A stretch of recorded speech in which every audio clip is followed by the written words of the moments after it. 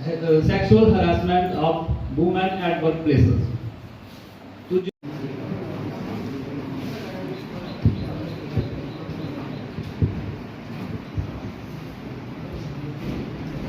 Voice Katua, welcome the learned secretary, Samjal District Katua, and all members. तो जैसा कि जहाँ हमारा इंस्टीट्यूशन भी प्राइड फील कर रहा है, क्योंकि ये जो अवेयरनेस प्रोग्राम जो है डिस्ट्रिक्ट लीगल सर्विस अथॉरिटी जो डिस्ट्रिक्ट कठुआ की है, वो आज जहाँ पे हम सभी के बीच जो प्रोग्राम ऑर्गेनाइज हो रहा है, ये एक बर्निंग टॉपिक जो है जो आज सोसाइटी में, उसी के बारे में अवेयरनेस की जाएगी। तो जैसा वही समाज की कर्ता धर्ता होती है, लेकिन हम समाज में देख रहे हैं कि चिरकाल से होता क्या है कि पहले समय में जो कहीं भी कोई अहिंसा का जो मार्ग पढ़ाया जाता था, उसके विपरीत जाते हुए हिंसा का मार्ग जो है वो नारी के प्रति अपनाया गया है, और जिससे समाज में हमारा जो एक वर्ग है, वो जो समाज को आगे ले जाने वाला है, उसके प्रति हिंसा होती रही है। तो सामाजिक तौर पर, कानूनी तौर पर ये इशू जो उठाया जाता है, लेकिन सामाजिक तौर पर जो हमारी जिम्मेवारी बन जाती है हम सभी सोसाइटी की, उसके बारे में आज हमें अवेयरनेस दी जाएगी।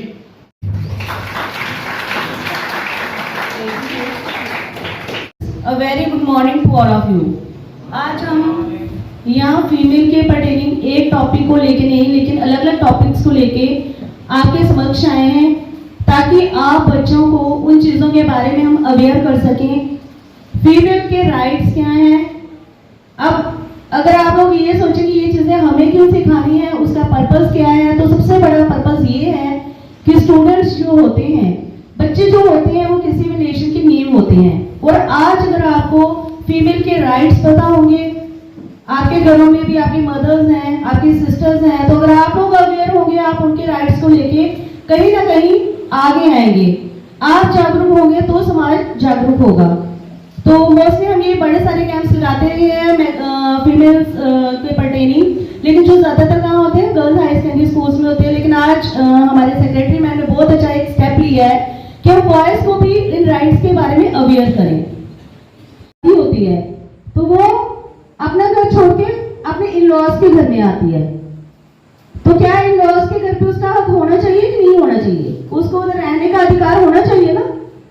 जैसे हम सभी फैमिली मेंबर्स रहते हैं, वैसे ही उस मैरिड वुमेन जो अपना घर बाहर छोड़ के जो लेडी आई है, जो लड़की आई है, तो उसका भी हक है कि वो उस घर में उतनी ही आजादी से, उतनी ही इज्जत मान से वहां रह सके जैसे कि बाकी फैमिली मेंबर्स रहते हैं। तो उसको कहते हैं right to reside at matrimonial home. घर किसने बनाया है? उसके हस्बैंड ने बनाया, उसके ससुर ने बनाया है, that is not matter, but वो शादी करके उसके घर में आई है, तो वहां पे रहना उसका हक है। ये क्योंकि कई लोग ये होते हैं ना कि मतलब जैसे आप बेटे बहू का डिस्प्यूट हुआ, बहू को घर से निकाल दिया, तो बेटे को नॉमिनली फॉर्मेलिटी दे दी, लेकिन बहू जो है वो वहां नहीं आ सकती, लेकिन बेटा वहां पे फिर भी आ जा रहा है। तो ये उन चीजों को इरेडिकेट करने के लिए right to residential houses and matrimonial home दिया गया है कि अगर किसी फीमेल के साथ ऐसा होता है कि उसके इन-लॉज वाले उसको जबरदस्ती घर से बाहर निकालना चाहती है, तो वो कंप्लेंट फाइल कर सकती है कि भाई मेरा भी इधर हक है, मैं यहाँ शादी करके आई हूँ, मैं भी यहाँ पे रिसाइड करना चाहती हूँ। ये नहीं कि हस्बैंड वहां पे रह रहा है तो वाइफ बेचारी घर से निकाल के उसको धक्के दिए जा रहे हैं। सेकंड ये राइट टू डिवोर्स। हर औरत को, जैसे मर्दों को हक होता है अपनी जिंदगी के बारे में सोचने का, फीमेल को भी हक है कि वो देखे कि जिसके साथ मेरी शादी हुई है तो क्या वो इस काबिल है भी है कि मैं इसके साथ रहूं या नहीं रहूं। ठीक है, छोटी मोटी जो उलझने हर घरों में होती है, एडजस्ट करना दोनों की जिम्मेवारी है, हस्बैंड की भी है और वाइफ की भी है। बट अगर कई बार पानी सर के ऊपर से चला जाए, वाइफ है, अगर उसको इसलिए प्रताड़ित किया जाए, ये फीमेल है, इसको मारो पीटो जो मर्जी करो, तो वो कहां जाएगी? उसका हक है कि वो डीबी एक्ट के अंडर, डोमेस्टिक वायलेंस एक्ट के अंडर केस कर सकती है, और उस केस में वो हस्बैंड से खर्चा भी ले सकती है और विद प्रोटेक्शन अपने इन-लॉज के घर जाके रह भी सकती है। इस टॉपिक के बारे में आपको ये हमारे पैनल आए थे वो डिटेल में बताने की कि व्हाट इज डोमेस्टिक वायलेंस। तो मैं आपको मेन उन सभी एक्ट्स के बारे में जो मैट्रिमोनियल है जिसके बारे में आपको पता होना चाहिए कि शादी के बाद एक लड़की के भी ले सकती है और पेरेंट्स भी ले सकते हैं। जो मेंटेनेंस है, मेंटेनेंस मतलब कि खर्चा, ठीक है, जो हमें खर्चा चाहिए होता है अपने लाइफ टाइम, अपनी लाइफ की जो भी जुड़ती है उनको मेंटेन करने के लिए जो खर्चा चाहिए होता है। जैसे कि जो वाइफ है उसको, जैसे कोई पर्सन है वो शादी कर लेता है लेकिन उसको वाइफ को खर्चा देना पड़ता है। उसने कोई एक एक करके उससे ऐसे मांगना नहीं है कि आज मांगेगी कल मांगेगी, जब वो मांगेगी बाद में वो डिनाई करेगा कि मैंने नहीं देना जी, रोज तो मांगने आ जाती है, ऐसा कुछ नहीं, ठीक है। लेकिन हमें कोई भी अगर वाइफ कोई हस्बैंड शादी करता है तो उसका ये हक है कि वो अपनी वाइफ को मेंटेनेंस प्रोवाइड करे। अगर वो रिफ्यूज करता है, निग्लेक्ट करता है कि अपनी वाइफ को वो कुछ नहीं देगा, तो वाइफ अपना हक लेने के लिए, अपने मेंटेनेंस लेने के लिए कोर्ट में आ सकती है। अब पहले कोर्ट में आने के लिए हमारा जो सेक्शन थी, अब बच्चों को तो पता नहीं होगा, वैसे हम ऐसे इन शॉर्ट में बोलते थे पहले कि 125 CRPC का केस करते हैं जी, वो मेंटेनेंस का केस होता है, हमारे टिप्स पे वही होता था। लेकिन अब जुलाई 2023 से ये चेंज हो चुका है। अब ये सेक्शन 144 BNSS की हो गई है ये सेक्शन, ठीक है। जैसे कि कोई भी अगर रिस्पॉन्सिबिलिटी से अपनी डिनाई करता है, कोई अपना सब कुछ करता है तो वो भी होगा। और कोई वाइफ टोटली डिपेंड है उस पर, वो उसका कोई सोर्स ऑफ अर्निंग नहीं है, बेशक वो पढ़ी लिखी है लेकिन उसका सोर्स ऑफ अर्निंग कुछ नहीं है, तो उसका हक है कि वो मेंटेनेंस थ्रू कोर्ट दे सके, ठीक है। वर्क प्लेस पर हमें इक्वालिटी और रिस्पेक्ट देता है। ये समाज को सिखाता है कि वुमेन को जेंडर से नहीं जोड़ना चाहिए और हमें ये फेयर और जस्ट देश की तरफ ले जाता है। तो इस एक्ट को अगर हम देखें तो इसमें जो मेन प्रोविजंस है, जैसे सेक्शन 4 है, तो हमें बताती है कि equal pay for equal work, जैसे कि मेल को इक्वल पे मिलनी चाहिए इक्वल वर्क के लिए। सेक्शन 5 हमें बताती है कि हायरिंग, प्रमोशन, ट्रेनिंग में जेंडर बेस्ड डिस्क्रिमिनेशन नहीं होनी चाहिए और इसमें सजा भी बताई गई है। जैसे पेनाल्टी हमें सेक्शन 10 में बताती है कि अगर कोई एम्प्लॉयर इस कानून का उल्लंघन करता है तो उसे जुर्माना हो सकता है। डिस्क्रिमिनेशन होती है, जैसे इन्फॉर्मल सेक्टर्स, कंपनीज में लेकिन बहुत डिस्क्रिमिनेशन होती है और वुमेन अपनी जो है वॉइस इस लॉ के बारे में पढ़े। तो हम क्या कर सकते हैं, दिखाया जाए तो कंप्लेन करने के लिए भी हम उनको इंकरेज कर सकते हैं। अपने फैमिली फ्रेंड्स में हम ये बता सकते हैं कि ये हमारा एक्ट है, हम इसके दौरान जाके कंप्लेन कर सकते हैं। अभी हम देखें तो आज फीमेल्स कहीं किसी से कम नहीं है, जैसे कि एग्जाम्पल्स लेके देखें, कल्पना चावला, पीवी संधू, किरण बेदी, बहुत अच्छी फीमेल्स जिन्होंने बहुत अच्छे नाम रोशन किए हैं।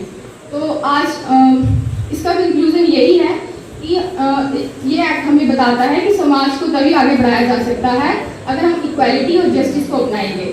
कि कुछ ऐसा है कि मेजॉरिटी में जो वुमेन्स हैं इसको लेके साइलेंस रहती हैं। वो साइलेंस इसलिए रहती है, वो अपनी चॉइस से नहीं रहती, एक कंपल्शन बन गया उनके ऊपर कि चाहे वो बाहर नहीं जाएंगी, अपनी आवाज़ को नहीं लेंगी और फिर वो इसको मजबूरी में एक साइलेंट में अपने आप पे जो अत्याचार हो रहे हैं उसको सहन कर रही हैं। और ये किस तरह के होते हैं, फिजिकल होते हैं, फिजिकल एक मार कटाई हुई किसी के साथ, किसी को मेंटली अगर किसी को कोई ताना दे रहा है, किसी को कुछ वर्ड यूज कर रहा है, वो उसके मेंटली जो है वो एक वर्बली जो है एक वायलेंस क्रिएट होगी।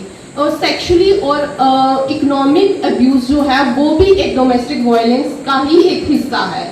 और एक डॉरी, एक हरासमेंट करना, डॉरी का मैम ने बताया आपको सेपरेट बताया कि डॉरी क्या है। एक डॉरी को लेके हरासमेंट करना भी एक डोमेस्टिक वायलेंस का ही पार्ट है। जैसे किसी को वर्बली इमोशनली अब्यूज करना, किसी को नाम लेना, किसी को ब्लेम करना, किसी को घर के अंदर आइसोलेटेड रहना, किसी को कंट्रोल करना किसी के बिहेवियर को, ये भी सारे जो हैं ये वुमेन के जो है वायलेंस के अंदर ही आते हैं। अब हम इसकी बात करें कि हमें इसमें कोर्ट में जाने के बाद हमें क्या क्या रिलीफ मिलते हैं, क्या क्या हमें इसके अंदर मिलेगा। तो सबसे पहले अगर कोई वुमेन डोमेस्टिक वायलेंस के अंदर एग्रीव्ड है तो उसे एक मेंटेनेंस मिलेगा। मेंटेनेंस जब हम बात करें 144 में भी मिलता है, जो कि पहले 145 डोमेस्टिक वायलेंस में अगर हम जाएंगे तो हमें मेंटेनेंस इसके अंदर प्रोविजन है, उसमें भी मिलेगा। फिर उसके बाद right to free violence and physical abuse, कोई हमें फिजिकली कोई हमें मार्केटाइज या फिर वर्बली जो कोई हमारे साथ कुछ नहीं करेगा। Right to dignity, right to shelter. अब किसी का कोर्ट में डिस्प्यूट हो रहा है तो वो उसी घर में सेम उसे राइट है शेल्टर का। वो अगर वो बाहर भी जाती है तो वो जो आएगा कोर्ट में, किसके साथ वुमेन को साथ वायलेंस होगी, कौन कोर्ट में पहुंचेगा? तो कोई भी वुमेन, कोई भी ऐसी घरेलू हिंसा की शिकार वुमेन कोर्ट में आ सकती है। और कोई भी सोसाइटी में रहता है, उसे लग रहा है यहाँ पे कोई वायलेंस हो रही है किसी वुमेन के खिलाफ, वो भी इवन कंप्लेन कर सकता है। और जहाँ की जैसे मैं बोलूँ हमारी कोई सिस्टर है, कोई विडो है, कोई जॉइंट फैमिली में रह रही है, उसके साथ किसी तरह का भी, मैंने बताया फिजिकल हो, चाहे वो वर्बल हो, चाहे वो मेंटल हो, किसी भी तरह का अगर किसी के साथ कुछ वायलेंस हो रहा है तो वो कोर्ट में आ सकता है।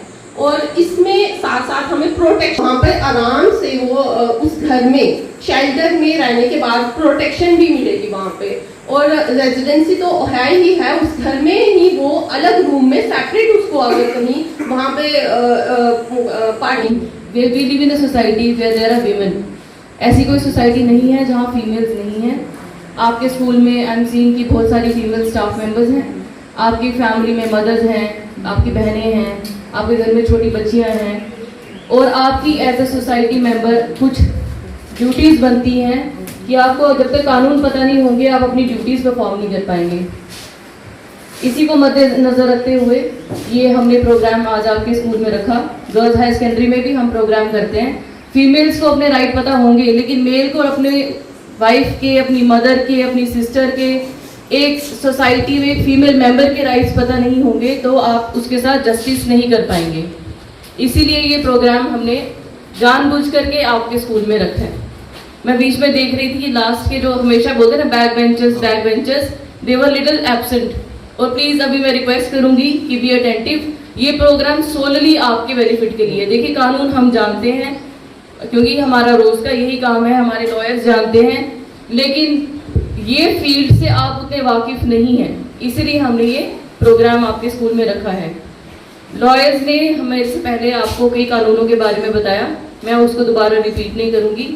मैं पॉश एक्ट के बारे में बात करना चाहूँगी, इसलिए मैंने प्रिंसिपल सर से भी रिक्वेस्ट की थी कि अगर ज़्यादा से ज़्यादा फीमेल स्टाफ मेंबर्स प्रेजेंट होती तो उनको भी अपने राइट्स के बारे में पता होता, क्योंकि it mainly relates to working females.